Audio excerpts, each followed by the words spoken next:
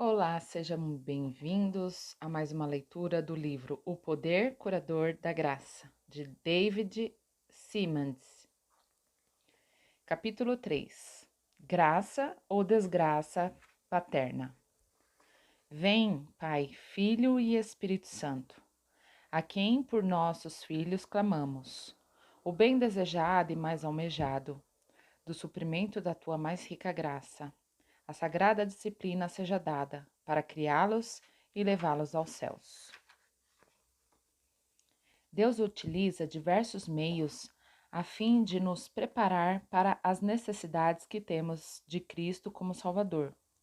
Um desses meios é a graça paterna, designada para ser um meio da graça dócil, porém bastante eficaz. Por todas as Escrituras, Deus fez alianças com famílias.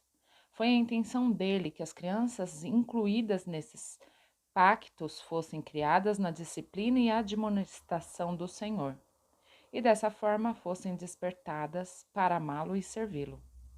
Quando eu era menino, meus pais frequentemente me diziam que tinham orado por mim já muito tempo antes de eu nascer. Eu não gostava nada disso. Eu sentia que, como criança pequena, isso me deixava com poucas escolhas. E era tirar proveito da minha meninice. Mais tarde, à medida que observava outras famílias, comecei a agradecer as orações de meus pais. Alguém nos lembra que desde o dia em que nascemos estamos em dívida, uma dívida de 9 meses de casa e comida. Isso é verdade para todos nós, mas muito mais para aqueles que nasceram em lares cristãos. Antes de podermos ver que terrível barreira a graça o lar pode se tornar, devemos olhar para ele de modo positivo, partindo do ponto de vista do que Deus quis que a paternidade fosse em seu esquema de graça preparatória. Nessa altura, há dois caminhos a seguir. Podemos olhar para as descobertas das pesquisas da psicologia e da ciência do comportamento, verdade descoberta, para nos prover um modelo do que é um bom lar e uma paternidade adequada devem ser. Ou então, podemos olhar para as Escrituras, verdade revelada, como ponto de partida, e então utilizar as descobertas comprovadas da psicologia do desenvolvimento para iluminar esses princípios. Como cristão evangélico, estou comprometido com as Escrituras como fonte primária e como autoridade para julgar toda a verdade, e por isso iniciaremos com elas. Graça paterna na vida de Jesus. Examinemos o modelo perfeito da família, aquele que Jesus experimentou. Quando o Filho de Deus se encarnou na vida humana de Jesus de Nazaré, não se suspenderam nem se violaram nenhuma das leis do crescimento e desenvolvimento humanos. Deus pôde, e efetivamente o fez, passar ao largo do processo reprodutivo normal, naquilo que denominamos nascimento virginal. Mas este é um termo que pode levar a interpretações errôneas. O que realmente queremos dizer é concepção virginal. Conforme diz o Credo, Jesus foi concebido pelo Espírito Santo. Essa concepção certamente foi um ato sobrenatural, um milagre, mas a partir do momento da concepção, todas as leis normais do desenvolvimento humano entraram em operação. Jesus foi concebido sobrenaturalmente, mas assim como todos os outros bebês humanos, se desenvolveu no útero da mãe e nasceu naturalmente. Em Filipenses 2, do 6 ao 8, Paulo descreve a profunda kenosis, o esvaziamento ou humilhação sofrido por Nosso Senhor, quando abriu mão da glória da sua igualdade divina e das suas prerrogativas reais. Mas Jesus não abriu mão da necessidade de um lar humano, com mãe e pai que possuíssem qualidades divinamente designadas para uma boa paternidade. O próprio Deus inculcou nesse mundo um plano familiar, um propósito para a paternidade, para a família, os quais refletem o seu próprio caráter. As Escrituras dedicam atenção especial ao retrato de Virgem Maria, como uma mulher de piedade, santidade e obediência, especiais a Deus. Lucas, do capítulo 1, versículo 26 ao 55, e José como homem reto de integridade, constância e obediência a Deus. Mateus, capítulo 1, do versículo 18 ao 25. E a Bíblia também os apresenta como um casal que dava alta prioridade aos valores espirituais. Lucas conta o resultado natural de um lar assim. Lucas 2,40. Crescia o menino e se fortalecia, enchendo-se de sabedoria, e a graça de Deus estava sobre ele. Com todo respeito à peculiaridade e à deidade de Cristo, creio que mesmo assim podemos dizer que o principal instrumento do amor de Deus nessa época particular da sua vida era a graça paterna de Maria e José. Será que isto não temos de concluir que Deus, Pai, providenciou cuidadosamente o ambiente no qual o espírito humano do filho encontraria sua identidade, segurança e autoestima?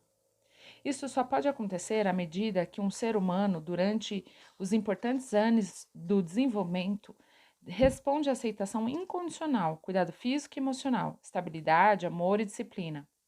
Para tanto, são necessários pais de caráter piedoso que demonstrem retidão, atenção amorosa e bondade estável. Se tornamos a família de Nazaré como modelo, teremos de concluir que todos os desvios desse padrão na direção da injustiça, instabilidade, falta de amor ou de disciplina criam carências e distorções nos fundamentos da personalidade. Tais danos tornam-se barreiras para a graça e causam problemas espirituais e emocionais, que frequentemente irrompem mais tarde, sob as tensões da vida condicionada pelo desempenho.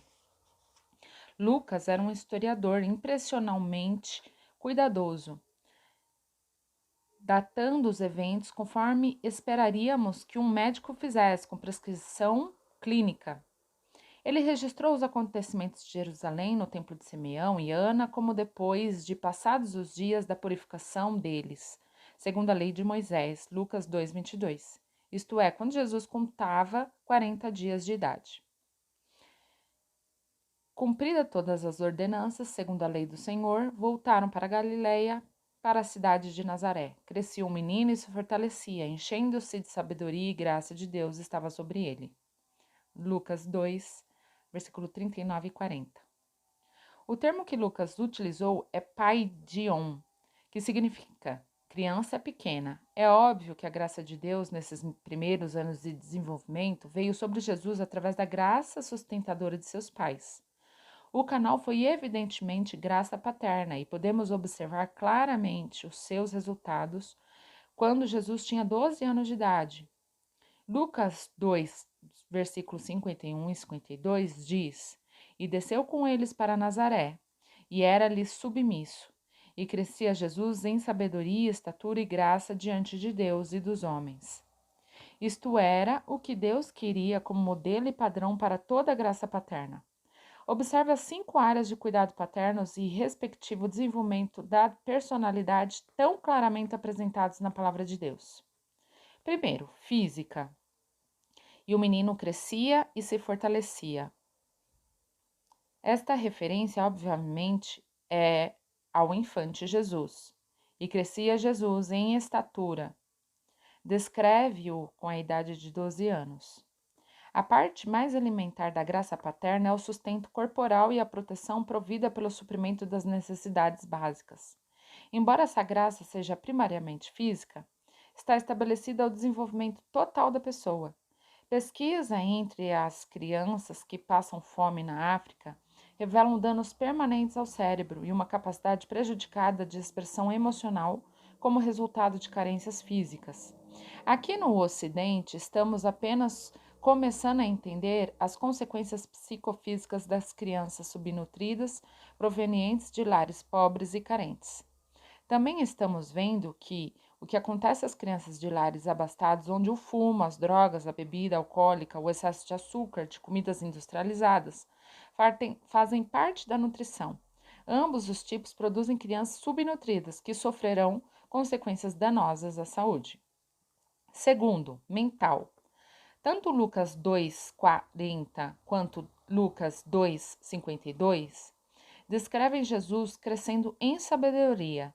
Do ponto de vista bíblico, esse crescimento inclui conhecimento, mas vai muito além. Sabedoria é a arte de chegar aos fins corretos, utilizando-se aos meios corretos. É dar às coisas de Deus o mesmo tipo e intensidade de dedicação que as pessoas dão aos afazeres mundanos. O lar de Jesus providenciou a atmosfera e o incentivo para um desenvolvimento mental pleno, isto é, uma compreensão profunda das escrituras e sua aplicação prática e contextualizada da vida diária. Terceiro, social e relacional. Jesus cresceu no plano horizontal e interpessoal em graça perante os homens. É evidente que Jesus mantinha bons relacionamentos pessoais. Ser amado e cuidado pelos pais cria uma forte sentimento de segurança e pertinência, que capacita os jovens em crescimento a entrar em contato com outra pessoa e relacionar-se com ela.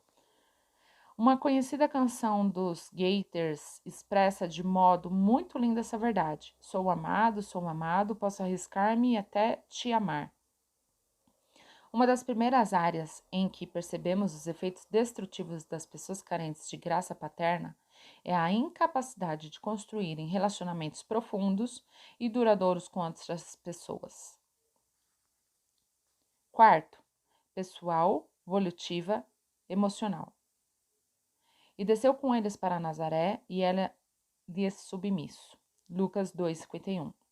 Este versículo percebe o que descreve o crescimento, e muitas vezes é deixado fora da lista, quando na verdade é o seu fundamento. Jesus acabara de expressar pela primeira vez aos pais a crescente percepção da sua verdadeira identidade, dizendo: Não sabias que me cumpria estar na casa de meu pai? Seus pais não compreenderam as palavras que lhe dissera. Lucas, capítulo 2, versículo 49 ao 50. Apesar da crescente consciência de que Deus era o seu verdadeiro pai e da tensão que sentia por causa da falta de compreensão dos pais, Jesus deliberadamente escolheu pôr-se sob a autoridade deles e lhes obedecer. Um dos propósitos centrais da graça paterna é ensinar a obediência. A criança precisa compreender que o amor genuíno oferece limites e que o afeto e a disciplina caminham juntos. Ambos são essenciais a um desenvolvimento sadio da personalidade. Coloquei deliberadamente esse aspecto antes do elemento espiritual. A criança que aprende a obediência e submissão à autoridade dos pais está sendo preparada para render-se à vontade de Deus. Tal aprendizagem encontra-se na cerne da verdadeira maturidade. Mas esta não é simples uma questão de os pais forçarem os filhos à obediência. É de enorme importância perceber que o apóstolo Paulo reafirmou com cuidado o quinto mandamento em sintonia com o Espírito no Novo Testamento. Ele pôs parte da responsabilidade pela obediência da criança diretamente sobre a atitude dos pais, de modo que essa atitude se torna importante manifestação da graça.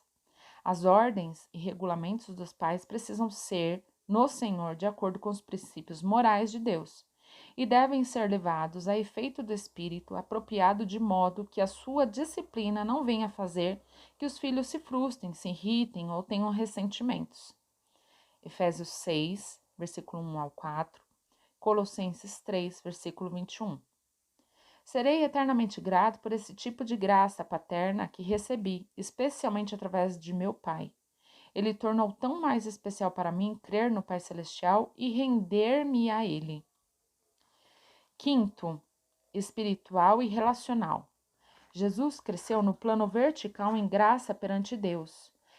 Esta é a principal finalidade de ser criado, na disciplina e admoestação do Senhor. Efésios 6, 4.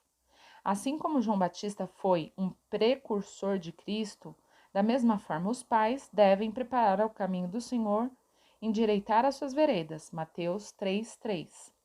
A graça paterna tem o propósito de preparar o caminho para a vinda de Deus em graça salvadora. Desgraça paterna. Infelizmente, os pais também têm o poder de espalhar pedras no caminho e realmente serão bloqueios de entrada em vez de precursores da graça salvadora. Para descrever este lado do quadro, emprego o termo desgraça, que é a distorção trágica da graça. O prefixo diz tem história a uso interessantes. Provém do latim dis e tem a sua raiz na antiga palavra grega dus, que significa ruim ou maligno. Diz é comumente usado em termos relacionados com a medicina para descrever algo que sai errado ou onde há uma doença. Dispepsia é igual a digestão perturbada, indigestão. Dislexia é igual a impedimento da capacidade de ler. Distrofia, como uma distrofia muscular, significa atrofiamento dos músculos. Esse prefixo é mais claramente entendido no termo disfunção, que significa o funcionamento desordenado ou prejudicado de qualquer sistema. Portanto, desgraça é a graça que foi distorcida ou prejudicada de modo que produz o oposto do original desejado. A graça é construtiva, a desgraça é destrutiva. A graça estimula a vida e produz saudável crescimento de personalidade. A desgraça prejudica a vida e produz crescimento maligno da personalidade. O que acontece quando a graça paterna se torna desgraça paterna? O que acontece quando aquilo que Deus designou para ser o maior instrumento de desenvolvimento e de crescimento de transformação em transformenta de prejuízo e de disfunção? Acontece exatamente o oposto. Em vez de ajudar e preparar o ser humano para o novo nascimento e para a nova vida com Deus, a desgraça paterna torna-se um obstáculo ao novo nascimento. Por quê? Os fundamentos necessários para as relações interpessoais são assentados nos primeiros anos de infância. Da mesma forma como existe um útero físico no qual a vida biofísica do bebê ainda não nascido é alimentada e mantida, assim também existe um útero emocional e espiritual no qual a vida de relacionamentos da criança se desenvolve. A criança aprende uma linguagem de relacionamentos, desenvolve o aprender e o falar. Pronta atenção às necessidades físicas, aceitação e afeição incondicionais transmitidas através de abraços e do processo de vinculação, de expressões faciais, de tom de voz, que denotam amor e aprovação. Tudo isso comunica mensagens de graça. Privação negligenciada, aceitação condicional, baseada em desempenho, perfeito, afeição, imprevisível, rejeição, feições condenatórias e tom de voz irritado comunicam extremamente o oposto. Então, a graça é distorcida e causa disfunção à criança. Anos depois, se palavras não graciosas e ações correspondentes são acrescentadas a esta primeira atmosfera de desgraça, a criança em crescimento começa a praticar o padrão de desgraça dos relacionamentos que tem experimentado. Os 4 conceitos mais básicos da vida brotam dos relacionamentos interpessoais que experimentamos durante os anos de desenvolvimento. Quando me refiro a um conceito, como frequentemente faço em todos os meus escritos, não quero com isso transmitir uma imagem meramente mental. Quero transmitir tanto a imagem mental quanto o conteúdo emocional ou sentimento à imagem mental. Uma vez que somos pessoas inteiras, esses dois aspectos sempre caminham juntos, quer o percebamos, quer não. De modo que, quando empregamos o termo conceitos, na verdade, estamos falando sobre sentimento, conceito, ou conceito-sentimento, que uma última instância transforma-se em padrões de personalidade totalmente preservisos. Examinemos esses 4 conceitos que determinam a vida. Primeiro conceito, seu autoconceito. A família é a principal fonte de como vemos a nós mesmos. No início, o bebê não tem consciência de si próprio. Por volta dos 18 meses de idade, a maioria das crianças é capaz de distinguir a si própria dos outros e tem os rudimentares de autoimagem. A partir daí, a sua imagem é ampliada até o alcance do tamanho da vida. Primariamente, essa autoimagem vem das reflexões e reações sobre elas próprias por parte das pessoas que lhes são mais próximas. É um sentimento-conceito acerca de si mesmos. Nesse sentimento, o lar é como um espelho no qual as crianças se podem ver. A sua autoestima dependerá grandemente do valor ou falta de valor, refletido nos espelhos das pessoas que lhes são mais significativas. O seu registro audiovisual torna-se a base de como elas perceberão a si mesmas, como nos anos vindouros. José era um jovem cujos amigos descreviam como alguém que tinha tudo sob controle, bem-sucedido no trabalho, feliz no casamento e como uma família de fazer inveja. José era tido como autoestima, tanto na igreja quanto na sociedade. Então, quando chegou aos 35 anos, as coisas começaram a mudar. Não pelo lado de fora, mas pelo lado de dentro. Em minha prática de aconselhamento, há muito tomei conhecimento do que chamo de crise dos jovens adultos. Na vida de muitos crentes, essa crise geralmente chega entre 26 a 38 anos de idade. Frequentemente, diversos fatores tomam parte, tais como tensões ligadas ao casamento, criações de filhos, necessidades financeiras, relacionamentos com pais, sogros. Entretanto, o motivo que parece levar as pessoas a buscarem ajuda é o surgimento, às vezes, quase a explosão de emoções negativas e destrutivas. Essas emoções muitas vezes representam exatamente o oposto de quem o que essas pessoas pensam ser. Foi uma situação assim que empurrou José para fora de sua vida confortável e o forçou a buscar, antes disso. Ele não tinha entendido os meus sermões sobre problemas emocionais, não tinha paciência com cristãos que pensavam necessitar de cura e de aconselhamento. No começo, José estava embaraçado e confuso. Parece que o inferno inteiro está solto na minha personalidade, confessou-me com hesitação. Perguntei a respeito de possíveis fatores físicos e ele me garantiu que um check-up recente, a pedido de sua empresa, mostrou que ele estava em perfeita saúde. Procuramos fatores circunstanciais, mas não descobrimos nenhum. Aos poucos, as situações foi esclarecendo. José parecia estar preso por profundos sentimentos de medo, insegurança e dúvida. Apesar de todo o sucesso, testemunhar ao contrário, ele tinha um sentimento dominante de ser um fracasso completo.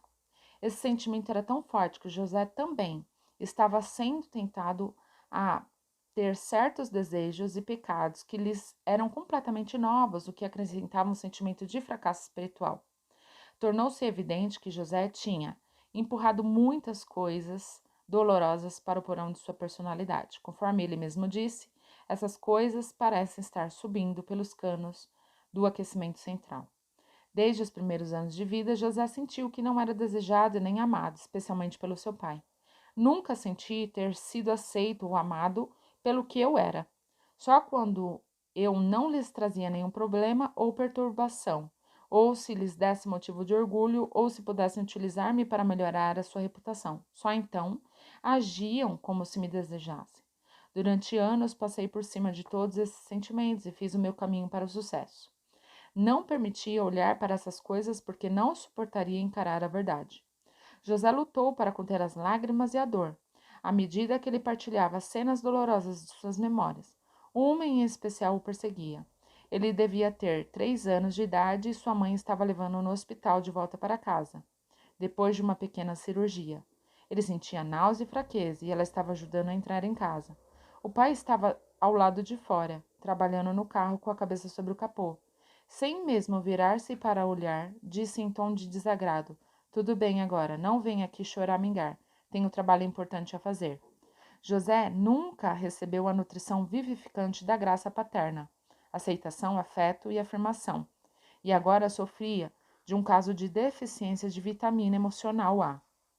Ele tinha sido vítima da desgraça paterna, o que deixou um buraco enorme no centro do seu ser, e estava destruindo a área mais importante da sua vida, o seu relacionamento com Deus. E isso nos leva ao segundo conceito que determina a vida: seu conceito de Deus. O lar é como uma clarabóia através da qual temos um relance das nossas primeiras imagens de Deus. Adquirimos as primeiras sensações de Deus através dos relacionamentos com os pais. Grande quantidade das características dessas sensações são entrelaçadas com a ideia do caráter de Deus, desde que é captado até o que é ensinado. Poucos pais percebem que qualquer coisa que foi permitida do lar é ensinada e captada.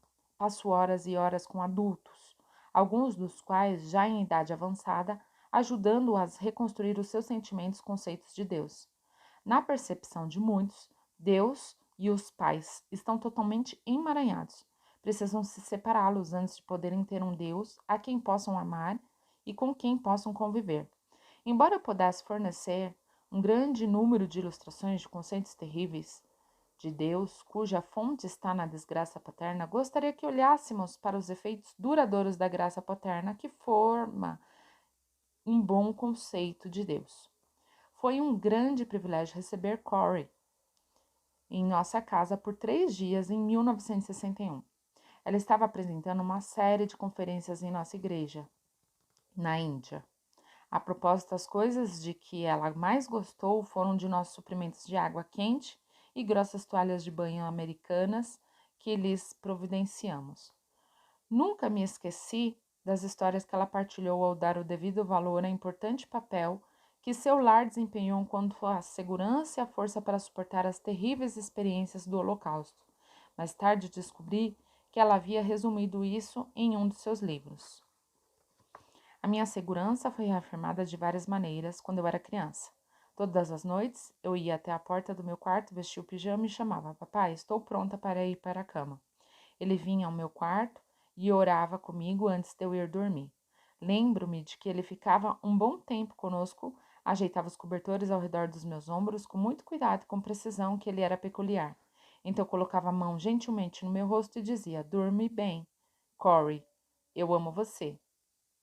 Eu ficava bem quietinha, porque pensava que se me movesse, poderia de alguma forma perder o toque das mãos dele. Eu queria senti-las até pegar no sono. Muitos anos depois, num campo de concentração na Alemanha, eu, às vezes, me lembrava do toque das mãos de meu pai no meu rosto. Deitava ao lado de Betsy num colchão sujo e imprestável daquela prisão desumana, e eu dizia: Senhor, deixe-me sentir a tua mão sobre mim, que eu possa me arrastar para debaixo da sombra das suas asas. No meio daquele sofrimento, estava segura do meu Pai celestial. Seu conceito sobre os outros. Os nossos relacionamentos familiares influenciam grandemente o modo pelo qual olhamos para as outras pessoas e nos relacionamos com elas. Será que às vezes, como amigos, como concorrentes, como adversários, ou talvez até como inimigos, esperamos que os outros nos tratem com respeito ou desdém? Têm eles a intenção de nos ajudar ou de nos prejudicar, de nos animar ou de nos desencorajar? Vivemos nós segundo as regras áurea? Ou será que fazemos aos outros antes mesmo que eles façam a nós? O lar é uma janela através da qual olhamos para os outros. Ele influi no modo como nos vemos e no modo como pensamos que eles nos veem. Aquilo que nos achamos, que eles acham que nós temos, muito a ver com o modo como esperamos que eles se relacionam conosco. A diferença é se recebemos a graça ou a desgraça paterna. O Dr. Ken Medd é um psicólogo clínico atualmente, professor numa escola de medicina. Recentemente ele escreveu um livro cuja tese principal é que os Estados Unidos estão passando por uma crise de vínculos. Isso significa que toda uma geração está sendo criada com a síndrome da criança sem vínculos. Essas crianças nunca foram verdadeiramente unidas com os pais, a não ser que esse vínculo seja restaurado ou modificado. Jamais se achegarão a qualquer pessoa. Por causa do comportamento dos pais, aquilo que temos chamado de desgraça paterna. O Dr. Medid acha que essas crianças se tornarão adultos que parecem não ter consciência e que são incapazes de se relacionar genuinamente com outras pessoas. Ele os descreve como os vigaristas da sociedade, mentirosos patológicos e, em alguns casos, criminosos perigosos. No cerne da sua vida, encontram-se em uma profunda arraigada, adivinha de suas necessidades não satisfeitas. Essa raiva parece estar trancada dentro de suas almas por causa do abandono emocional que experimentaram quando crianças.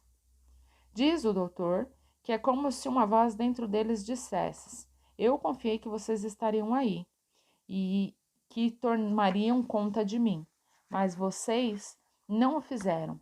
Dói tanto que nunca mais confiarei em ninguém. Tenho de controlar a tudo e a todos, a fim de evitar que eu seja abandonado novamente. O livro está repleto de ilustrações de muitas pessoas desse tipo, que foram tão seriamente prejudicadas no lar que hoje passam por momentos difíceis, sempre que tentam receber ou dar amor aos outros.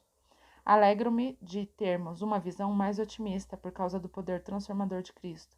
Verdadeiramente, a esperança não confunde porque o amor de Deus é derramado em nossos corações pelo Espírito Santo, que nos foi outorgado. Romanos 5,5. Mas existem muitas pessoas tão seriamente marcadas pelo tipo de problemas descritos pelo doutor que se faz necessário uma graça que cure profundamente a fim de trazer inteireza às suas relações com os outros. Seu conceito sobre a realidade. A família é a porta para o mundo.